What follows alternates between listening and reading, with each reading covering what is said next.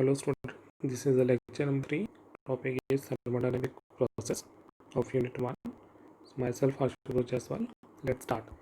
Today's topic begins with the basic terms that are the state, path, process and cycle. So first, state. State is a position. Clear? So it is a condition of system as defined by the values of its properties. Let's consider a graph with coordinates PV and here is the any condition और any state. तो यहाँ पर क्या होगा, इस point के लिए इसका प्रेशर की वैल्यू आ जाएगी, इस पॉइंट के लिए इसके वॉल्यूम की वैल्यू आ जाएगी. तो ये क्या कहलाएगा, हमारा स्टेट कहलाएगा. Next is change of state.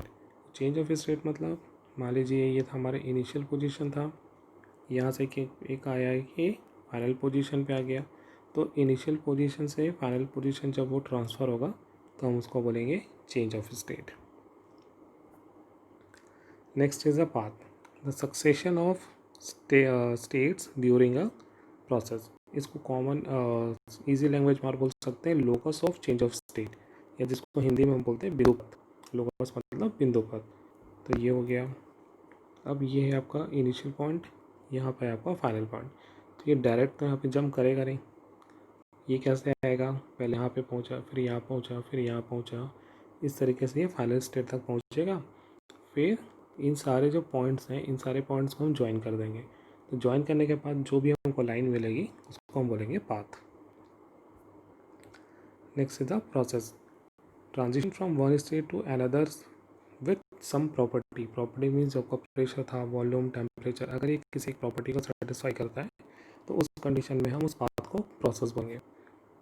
और लास्ट एक टर्म है thermodynamic cycle. Thermodynamic cycle is again a process but having one point. The one point is it will be its initial point as well as the final point. It means इसका जो final point है और initial point है वो coincide करेगा. जैसे मान लीजिए हम यहाँ से start किए, इधर गए, फिर ये और लास्ट में फिर वहीं पे पहुँच गए. तो आपका एक प्रोसेस हो गया, ये दूसरा हो गया, ये तीसरा हो गया, ये चौथा. तो ये इंडिविजुअल जो है ये अलग अलग प्रोसेस होगा, बट 1 2 3 4 2 1 वापस अगर उसी पोजीशन में पहुंच जाता है तो हम उसको बोलते हैं साइकिल. अब यहाँ पे हम देखते हैं, सबसे पहले हमने एक कर्व प्लॉट किया. इसके कोऑर्डिनेट्स हैं P, एक ग्राफ प्लॉट कर रहे हैं P, और दूसरा हमारा जो कोऑर्डिनेट है दैट इज़ द V. यहाँ पे एक फर्स्ट पॉइंट कंसिडर करते हैं जिसका रीडिंग है P1 V1. एक सेकेंड पॉइंट कंसिडर करते हैं जिसकी वैल्यू है P2 V2. 1 से लेके 2 तक ही आया. जब भी हम प्रोसेस या पाथ को शो करें तो हमको उसका डायरेक्शन ज़रूरी है. तो ये हमने इसका डायरेक्शन दिखा दिया. इससे हमको पता चलता है कि प्रोसेस का जो डायरेक्शन है वो क्या 1 से 2 है या 2 से 1 है. That is initial to final और फाइनल टू इनिशियल. इससे इनिशियल और फाइनल जो पोजीशन है उसका पता चलता है. तो यहाँ पे ये जो पॉइंट 1 है that is the state, point 2 is again a state, point 1 से 2 तक आया that is a change of state. अब जितने भी पॉइंट्स यहाँ पे बीच में जो चेंज करता गया उस सारे चेंजेस को मिलाते गए जो लाइन मिली हो जाएगी पाथ. अगर ये किसी प्रॉपर्टी को सेटिस्फाई करेगा तो हम उसको बोलेंगे प्रोसेस. वापस अपने पोजीशन पे फिर से अगर ये जा गया डायरेक्शन को फॉलो करते हुए तो अब ये क्या होगी 1 से 2 से फिर 1. तो ये अब कहलाएगी आपकी साइकिल. पाथ ज़रूरी नहीं है कि इस तरीके का ही हो, वो स्ट्रेट भी हो सकता है लाइक अ ग्रीन लाइन, या ऐसा कर्व भी हो सकता है जिगजैग पाथ को फॉलो करता भी हो सकता है जैसे कि ब्लू लाइन आपको दिख रही है. साइक्लिक प्रोसेस ये जो मैंने आपको बताया था that is 1 to 2 2 to 3 3 to 4 again 4 to 1. तो यहाँ पे जो प्रोसेस है that is process A B C और D, ये 4 अलग अलग प्रोसेस को मिला के आपका एक साइक्लिक प्रोसेस बनाए. तो साइक्लिक प्रोसेस बनाने के लिए हमको मिनिमम 2 प्रोसेस की रिक्वायरमेंट है. 2 प्रोसेस मिलेगा तभी आपका साइक्लिक प्रोसेस बनेगा, या 2 से ज़्यादा. अब प्रोसेस एक्चुअली 3 टाइप का होता है. The first one is the reversible, second one is the irreversible and third one is the quasistatic. तो फर्स्ट हम देखते हैं reversible process. So there are the characteristic of reversible process. So reversible process is carried out infinitely slowly, and it is possible to execute the process in either of the direction, मतलब किसी भी direction में आप इसको ले सकते हैं. Friction, loss of register, ये सब का यहाँ पे कोई फ़र्क नहीं पड़ता, ये प्रेजेंट नहीं होते हैं. Heat and work interactions of the system and the surrounding is in the reverse process are equal and opposite in direction to the same in the forward process. अब इसको मैं आपको ड्रॉ करके समझाता हूँ कि एक्चुअल में ये बोलना क्या चाह रहा है. एक हम यहाँ पे अगेन एक ग्राफ प्लॉट करते हैं.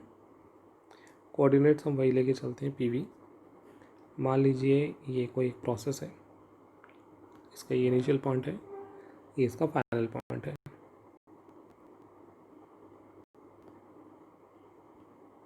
अब इसके हर एक पॉइंट पे जितना भी चेंज ऑफ स्टेट पॉइंट रहेगा,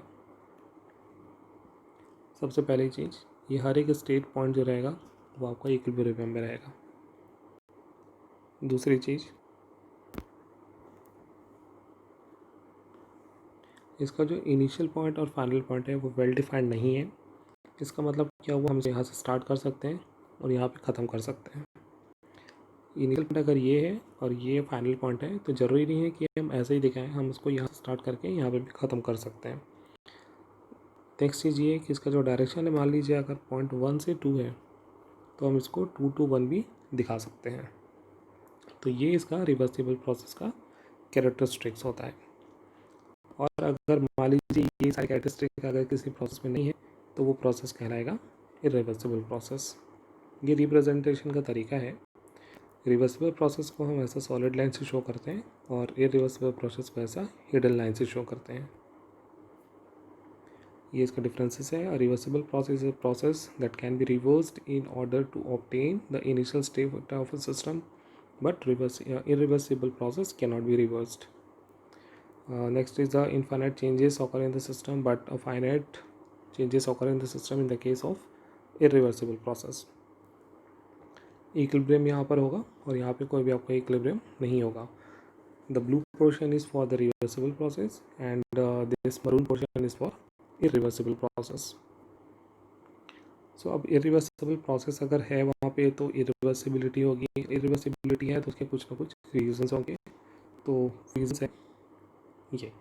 first is a dissipative effects. Under this dissipative effect the reasons are paddle wheel, friction and the flow of electricity.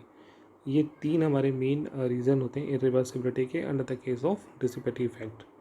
And जो सेकंड है लैक ऑफ इक्विलिब्रियम. अगर इक्विलिब्रियम वहाँ पे नहीं होगा तभी उस कंडीशन में वो इरिवर्सिबल होगा. तो रिवर्सिबिलिटी अगर नहीं है तो किन कंडीशंस में होगा, जब हीट ट्रांसफ़र होगा through a finite temperature difference, mixing of substance, free expansion and the compression and expansion through a finite pressure difference.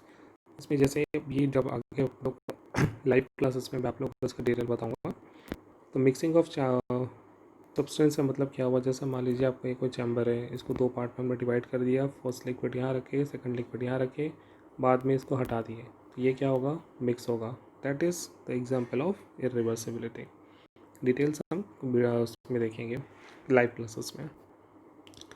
Then third one is a quasistatic process. Actually the quasistatic process is again combination of two words. The first word is quasi and second word is static.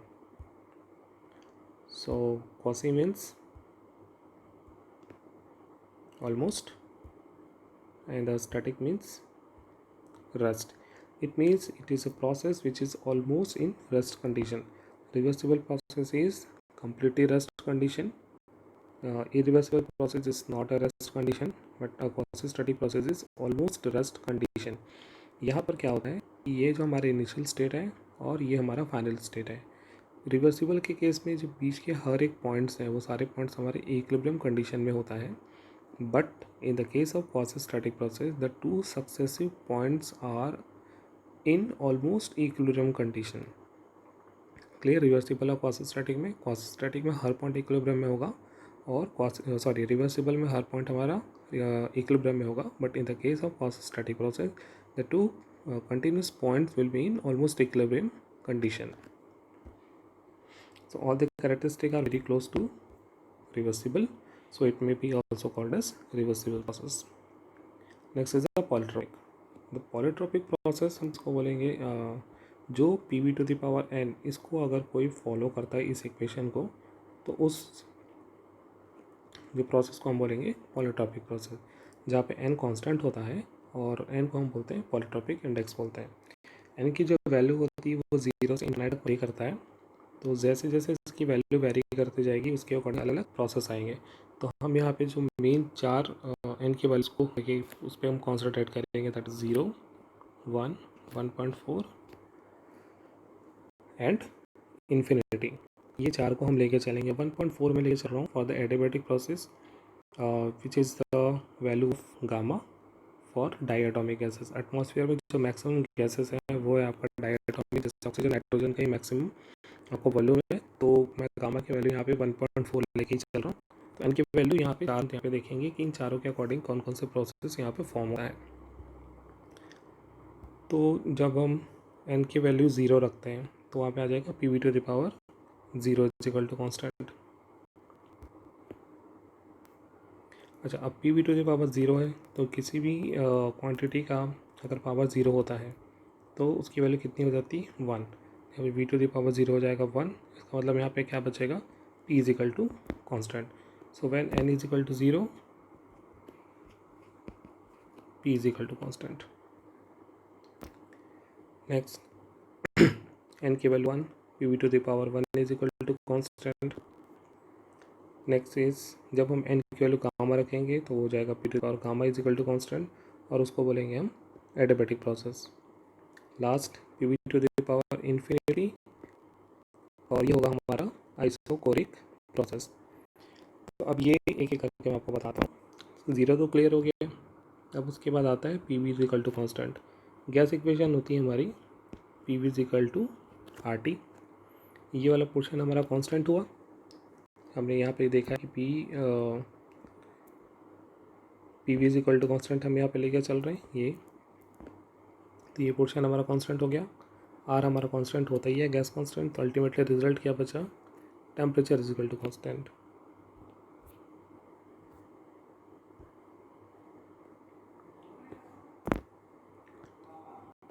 ठीक है, तो यहाँ पर आया हमारा sorry P V is equal to constant which result to temperature is equal to constant. The next is P V to the power gamma is equal to constant, that is the adiabatic process. अब last वाला देखते हैं, P V to the power infinity अगर हम ये करते हैं तो क्या होगा। तो यहाँ देखो P V to the power infinity is equal to constant. हम इसको ऐसे लिख सकते हैं, P V to the power infinity to the power 1 by infinity is equal to constant. Constant को कुछ भी पावर करो कांस्टेंट ही रहेगा। यहाँ से यहाँ मिला p to the power 1 by infinity is equal to constant into v 1 by infinity that is 0। तो p to the power 0 is equal to 1, तो रिजल्ट क्या मिला v is equal to c। तो जब n की वैल्यू इन्फिनिटी रखेंगे तो वहाँ पे हमको मिलेगा volume is equal to constant. और वॉल्यूम जो कॉन्स्टेंट होता है उस प्रोसेस को बोलते हैं isobaric process. So first is isobaric, a process that occurs under the constant pressure condition। इसको याद रखने का तरीका है, प्रेशर का जो यूनिट होता है वो होता है बार। तो जहाँ पे आइसोबैरिक लिखा होगा वहाँ पे आप बोलोगे constant pressure. Next is isothermal. Isothermal means temperature same, और जब टेम्परेचर सेम रहेगा तो उसको हम बोलेंगे isothermal process. Next is adiabatic, a process that occurs with no heat transfer between the system and surrounding। वहाँ पे हीट का फ्लो नहीं होगा। और ये कुछ गामा की वैल्यूज़ हैं। Gamma is equal to 1.67 for monoatomic, 1.4 for diatomic and 1.33 for polyatomic. Most common जो वैल्यू है वो है 1.4 फॉर द एडियाबैटिक प्रोसेस। और अगर हमको कुछ नहीं दिया हुआ है और अगर एयर लिखा है तो हम 1.4 ही इंसर्ट करेंगे।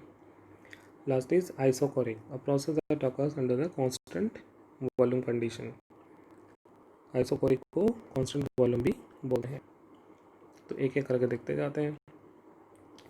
Isobaric, that is a constant pressure, temperature और वॉल्यूम यहाँ पे इंक्रीज होगा या डिक्रीज भी हो सकता है। इंटरनल एनर्जी यहाँ इंक्रीज होगी। ये चार लॉ को फॉलो करेगा। ठीक है, अब इसमें एक चीज़ हमको यहाँ पे ये ध्यान देना है कि इसका जो डायरेक्शन है वो 1 to 2 है। अगर 2 to 1 होगा तो क्या होगा, अगर 1 to 2 है then it will be heating process, अगर ये 2 to 1 है then it will be cooling process. अब ये कैसे है, हमारा गैस इक्वेशन होता है P इक्वल टू RT, ठीक है। यहाँ पर प्रेशर हमारा कांस्टेंट है, R हमारा कांस्टेंट है, इन दोनों का अपन अगर हटा दें तो क्या बचेगा, V is directly proportional to temperature, इसका मतलब V by T is equal to constant. अगर वॉल्यूम इंक्रीज होगा इसका मतलब टेम्परेचर इंक्रीज होगा, अगर वॉल्यूम डिक्रीज हुआ इसका मतलब टेम्परेचर भी क्या होगा, डिक्रीज होगा। यहाँ तक क्लियर हुआ। अब यहाँ देखते हैं, अगर 1 से 2 की तरफ जाते हैं मीन्स इस डायरेक्शन में, तो इस डायरेक्शन में जाएंगे तो यहाँ पे ये कोऑर्डिनेट क्या है, वॉल्यूम, मतलब वॉल्यूम बढ़ेगा, तो वॉल्यूम बढ़ेगा मतलब टेम्परेचर बढ़ेगा, टेम्परेचर बढ़ेगा तो हीटिंग प्रोसेस होगा, ठीक है। अब इसके अगर अपोजिट डायरेक्शन में जाते हैं मीन्स 2 to 1, तो 2 to 1 में जाएंगे तो इस डायरेक्शन का वॉल्यूम क्या हो रहा है, डिक्रीज हो रहा है, इधर आएंगे तो वॉल्यूम क्या होगा, डिक्रीज होगा। वॉल्यूम अगर डिक्रीज होगा मतलब इस जो टेम्परेचर है वो भी क्या होगा, डिक्रीज होगा, और जब टेम्परेचर डिक्रीज होता है तो वहाँ पर आता है कूलिंग प्रोसेस, ठीक है। तो हमको ये ध्यान रखना है कि कांस्टेंट प्रेशर अगर है तो कांस्टेंट प्रेशर हीटिंग की तरह होगा, कांस्टेंट प्रेशर कूलिंग की तरह होगा। Next is isochoric which is also called as the constant volume, temperature and pressure will increase and decrease, change in volume नहीं होगा, और ये गैलोसेक लॉ को फॉलो करता है। देखिए अब यहाँ पे अगेन वाली that P V is equal to R T, अब यहाँ पे वॉल्यूम कांस्टेंट है, आर कांस्टेंट है, क्या मिला, pressure is directly proportional to temperature, इसका मतलब प्रेशर अगर इंक्रीज होगा तो टेम्परेचर भी इंक्रीज होगा, प्रेशर अगर डिक्रीज हुआ तो टेम्परेचर भी डिक्रीज होगा। अब यहाँ देखो हीटिंग प्रोसेस किधर होगा, कूलिंग प्रोसेस किधर होगा, हीटिंग प्रोसेस अपवर्ड डायरेक्शन में, कूलिंग प्रोसेस डाउनवर्ड डायरेक्शन में, ठीक है। प्रेशर और टेम्परेचर पे ही है, अगर प्रेशर टेम्परेचर कम या ज़्यादा होगा तो उसके हिसाब से हीटिंग और कूलिंग हमारा होगा। तो डाउनवर्ड डायरेक्शन में अगर अपन देखें तो प्रेशर क्या होगा, इसका डिक्रीज हो रहा है, और प्रेशर अगर डिक्रीज होगा तो टेम्परेचर डिक्रीज, टेम्परेचर डिक्रीज तो कूलिंग प्रोसेस। अपवर्ड डायरेक्शन में pressure increase it means temperature increase means heating process. Next is isothermal, which means the temperature remains constant. Internal energy change is 0, temperature change 0, Boyle's law। तो यहाँ पर अब आ जाएगा 1 से 2। अब यहाँ देखो, हम यहाँ पे हीटिंग कूलिंग का डायरेक्ट ऑप्शन अपन यहाँ पे नहीं कर सकते, क्यों, क्योंकि टेम्परेचर कांस्टेंट मतलब हीटिंग कूलिंग तो होगा नहीं। अब क्या आइडेंटिफाई करेंगे, 1 से 2 का भी डायरेक्शन पॉसिबल है और 2 से 1 का भी डायरेक्शन पॉसिबल है। यहाँ पे एक चीज़ मैं आपको बता दूं कि अभी आपको सिर्फ रिवर्सिबल पढ़ना है, इरिवर्सिबल पे आप कॉन्सेंट्रेट नहीं करेंगे। तो अभी जो अगर यहाँ पे रिवर्सिबल नहीं भी लिखा है तो आपको एज्यूम करना है कि that is the reversible process. अगर 1 से 2 जा रहा है that will be the expansion, और 2 to 1 अगर आएगा then it will be compression. अब एक्सपेंशन और कॉम्प्रेशन क्या होता है, एक्सपेंशन मतलब फैलना, कॉम्प्रेशन मतलब दबना। तो अगर कोई चीज़ फैल रही है या कोई चीज़ को हम दबा रहे हैं तो उसमें किस में चेंज आता है, वॉल्यूम में चेंज आता है। तो हम यहाँ पे इसके वॉल्यूम से डिसाइड करेंगे कि it will be compression process और expansion process. So if we follow the path 1 to 2, 1 to 2 अगर यहाँ देखोगे तो वॉल्यूम क्या होगा, इंक्रीज होगा। V1 और V2 दो वॉल्यूम है यहाँ पे, इस V1 एंड V2, अगर V1 V2 के बीच का रिलेशन हम निकालने की कोशिश करें तो यहाँ पे हमको क्या मिलेगा, V1 is less than V2, मतलब वॉल्यूम इंक्रीज हो रहा है। तो 1 to 2 में volume increase, that will be the expansion process, and 2 to 1 is compression process. Adiabatic heat transfer 0, temperature of the gas will be changed, internal energy is equal to work done, entropy remains constant, but the condition is the process remains reversible. यहाँ पे वही volume के हिसाब से हम decide करेंगे that it will be a compression process और expansion process. तो ये अगर चारों प्रोसेस को मैं एक साथ लेके चलूँ, और ये मेरा न्यूट्रल पॉइंट है, इस न्यूट्रल पॉइंट के अकॉर्डिंग कांस्टेंट प्रेशर का डायरेक्शन मेरा दोनों हो सकता है। आइसोथर्मल का डायरेक्शन भी दोनों हो सकता है, एडियाबैटिक भी दोनों हो सकता है, सेम वैसे ही कांस्टेंट वॉल्यूम भी हो सकता है। तो ये इसका एक कॉमन फॉर्म में क्या बोला कि ये पाथ जो प्रोसेस है उसका नेचर दिया हुआ है कि कांस्टेंट प्रेशर अगर है तो हॉरिजॉन्टल लाइन बनाना है, कांस्टेंट वॉल्यूम अगर है तो हमको वहाँ पे वर्टिकल लाइन बनाना है। आइसोथर्मल और एडियाबैटिक दोनों का नेचर सेम है। यहाँ पे आप देखोगे दोनों का नेचर सेम है, बट किस में अंतर आ रहा है, स्लोप में अंतर आता है। तो आप यहाँ पे इसका देखना, PV to the power n is equal to constant में मैंने बताया था if n is equal to 1 then it will be isothermal and if is n is 1.4 then it will be adiabatic. तो यहाँ पे n का वैल्यू कितना है 1 और यहाँ पे 1.4 ऐसा आएगा। तो आप देखो, आप जानते हो कि 4 कोऑर्डिनेट्स होते हैं, first, second, third and fourth. तो आप फोर्थ कोऑर्डिनेट अब बना लेना। फोर्थ कोऑर्डिनेट बनाने के बाद आप देखोगे इसको दोनों को कंपेयर करना, यहाँ पे n की वैल्यू कम है, यहाँ पे n की वैल्यू ज़्यादा है, यहाँ पे n की वैल्यू 1, यहाँ पे 1.4। तो जहाँ पे 1 आएगा वो आइसोथर्मल होगा, ये दूसरा वाला एडियाबैटिक होगा। तो आप कुल मिला के उसके स्लोप से आप उसका ध्यान दोगे कि कौन सी प्रोसेस एडियाबैटिक है, कौन सी प्रोसेस आइसोथर्मल है। क्लियर? अब ये कंप्लीट डायग्राम है सारे प्रोसेस के लिए एक साथ। This is the pressure constant. यहाँ पे जो डायग्राम था मेरे ऑलरेडी ये मेरे नोट्स बने हुए थे उसमें था। तो यहाँ पर है ये के मैंने वहाँ पर सेलेक्ट किया था, that is the K is equal to 0, that is value of n actually. ये आपका वैल्यू n है, ये एक्चुअली मुझे नोट्स मिले थे मुझे, तो वहाँ पे ये उन्होंने n की जगह के वर्ड यूज़ किया है, तो एज इट इज़ मैं यहाँ पे नोट कर लिया था। तो ये एक्चुअली ये सारी वैल्यूज़ आपकी क्या है, ये n है। आप कंफ्यूज नहीं होना, that is not anything else, it is just n polytropic process का। तो फर्स्ट यहाँ पे देखो, pressure is equal to constant means n is equal to 0, n is equal to 1, that's the isothermal, it will be polytropic, this is the adiabatic, and this is constant volume, this is again constant volume। तो यहाँ पर हम देखेंगे कि अगर ये point हमारा O है तो O से लेके A की तरफ अगर अपन जाएं इस तरफ, तो O से A में कांस्टेंट प्रेशर तो है, बट अगर हम इस तरफ देखें A डैश, अगर मान लो लेते हैं हम यहाँ पे A डैश है, तो A और A डैश दोनों तरफ हमारा क्या है, कांस्टेंट प्रेशर है।